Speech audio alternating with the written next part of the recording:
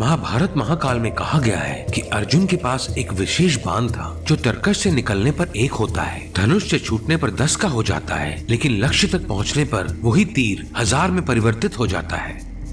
कमाल की बात है कि एक और हथियार जो इस विवरण में पूरी तरह से फिट बैठता है वो है भारत का अग्नि 6 अंतर महाद्वीपीय बैलिस्टिक मिसाइल।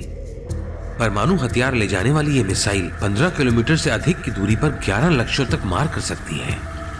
मीडिया रिपोर्टों के मुताबिक भारत ने इस घातक अंतर महाद्वीपीय बैलिस्टिक मिसाइल का विकास पहले ही पूरा कर लिया था, जिसे सूर्या के नाम से भी जाना जाता है। लेकिन नई दिल्ली ने अब तक खुले रहस्यों की पुष्टि करने से इनकार किया है। इसका कारण क्या है, हम वीडियो में यही देख रहे हैं। इसके साथ ही हम वीडियो के माध्यम से ये समझ सकते हैं कि अग्नि मिसाइल के विकास के लिए हमारे देश और वैज्ञानिकों को किन कठिन चरणों से गुजरना पड़ा।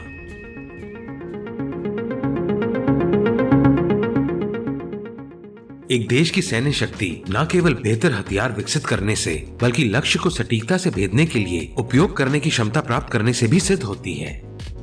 यह सिद्धांत घातक बमों, विशेष रूप से परमाणु हथियारों के मामले में प्रासंगिक है। द्वितीय विश्व युद्ध के दौरान लगभग 1 लाख बम वर्षक दुश्मन पर गोलाबारी करने के इरादे से बनाए गए थे। हम जानते हैं कि हिरोशिमा और नागासाकी पर परमाणु हमले के लिए भी अमेरिका ऐसे बम वर्षकों पर निर्भर था। दुर्भाग्य से तब तक बची हुई जापानी वायुसेना इन बम वर्षकों से बचाव नहीं कर सकी। अगला उद्देश्य विमान को रोककर बिना दिखे ही दुश्मन पर सटीक हमला करने की क्षमता हासिल करना था। इसके लिए नाजी जर्मनी ने रॉकेट विकसित किए, लेकिन ये युद्ध की दिशा नहीं बदल सके। युद्ध के बाद संयुक्त राज्य अमेरिका और सोवियत संघ ने जर्मनी से चुराई गई रॉकेट तकनीक का उपयोग करके बैलिस्टिक मिसाइलों का विकास शुरू किया। मिसाइलों में बमवर्षकों की तुलना में उच्च गति, अधिक सटीकता और कम लागत की विशेषता थी।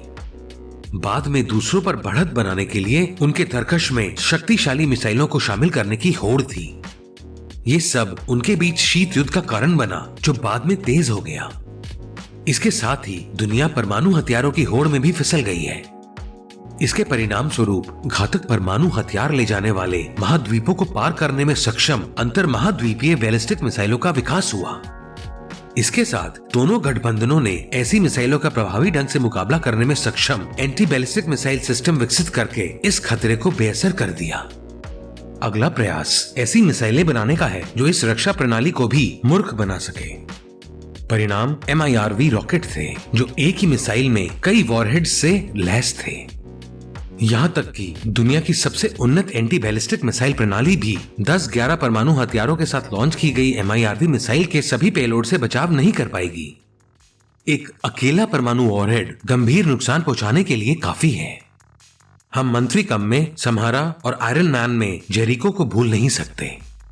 साथ ही भारत बड़ी शक्तियों द्वारा प्रभुत्व के लिए इस लड़ाई में एक दर्शक के रूप में निष्क्रिय नहीं खड़ा था।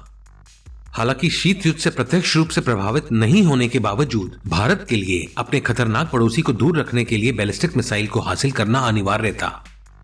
ये केवल 1962 में हुए आश्चर्यजनक हमले के कारण नहीं था, बल्कि बाद के वर्षों में चीन के परमाणु परीक्षणों और बैलिस्टिक मिसाइल परीक्षणों ने भी नई दिल्ली को परेशान कर दिया। वैश्विक ICBM क्लब में शामिल होने की इच्छा के अलावा ये भारत की इस आशंका के कारण भी था कि बीजिंग युद्ध की स्थिति में भारत में कहीं भी ऐसे मिसाइलों से परमाणु हमला करने की क्षमता रखता है। नतीजतन भारत ने तुरंत परमाणु बम कार्यक्रम शुरू किया और कुछ ही वर्षों में प्रोजेक्ट वेलिएंट नामक मिसाइल कार्यक्रम शुरू कर दिया। लेकिन रूसी R-36 पर आधारित देश की पहली मिसाइल एक जबरदस्त विफलता साबित हुई। ये झटका इस तथ्य के कारण भी था कि उस समय मिसाइल निर्माण के लिए आवश्यक सहायक सुविधाएं परिपक्व नहीं थीं। प्रधानमंत्री इंदिरा गांधी ने महसूस किया कि यदि भारत के मिसाइल सपनों को पूरा करना है तो इस क्षेत्र में व्यापक परिवर्तन की आवश्यकता है।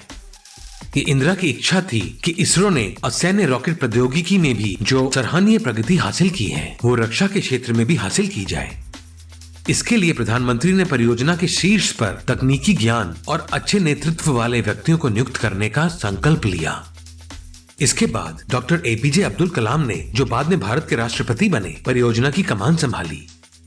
इस परियोजना के मुख्य उद्देश्यों में से एक सतह से सतह पर मार करने वाली अग्नि नामक मिसाइल का विकास था। कलाम और उनकी टीम ने आगे के विकास की अवधि के माध्यम से अग्नि को एक बेहतर अंतर महाद्वीपीय मिसाइल में बदलने का लक्ष्य रखा। अगले 2 दशकों में भारत ने अग्नि के विभिन्न संस्करणों का उत्पादन किया।